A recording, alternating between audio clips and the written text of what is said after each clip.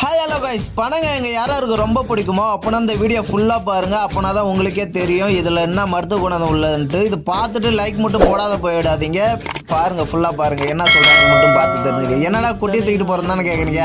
எங்கள் அப்பா ஆடு ஓடிட்டு போயிட்டாருங்க, இது மட்டும் தனியாக நின்று கத்தி காமிச்சு அதை தூக்கி கொண்டு ஆட்டுக்கிட்ட விட்டுட்டு அப்புறம் பனங்கிழங்க தோண்ட வந்துட்டுங்க. என்னென்ன மருத்துவ குணம் உள்ளதுன்னு சொல்லுவாங்க பாருங்கள், நீங்களே கேட்டு தெரிஞ்சுக்குங்க. ஓகேவா?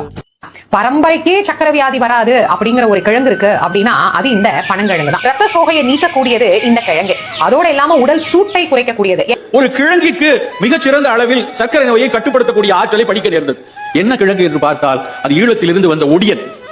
அந்த ஒடியன் மாவு, பொதுவாக தெரிய ஒடியன் பனங்கிழங்கில் இருந்து எடுக்கக்கூடிய அந்த மாவு அன்றாடம் நாம் நம்முடைய மூத்த தலைமுறை தினசரி சாப்பிட்ட உணவு. நண்பர்களே, கிழங்கு என்றாலே சர்க்கரை நோய்க்கு தூர தள்ளி விடுவார்கள். ஏன்னா அது கூட ஹை கிளைசமிக், படுவேகமாக ரத்தத்தில் கண்ணீரகத்தை சேர்க்கக்கூடிய தன்மை. ஆனால் ஒடியன் கிழங்கு மெல்ல மெல்ல சர்க்கரையை தகர்க்கக்கூடிய, ரத்தத்தில் கலக்கக்கூடிய தன்மை இருக்கிறது.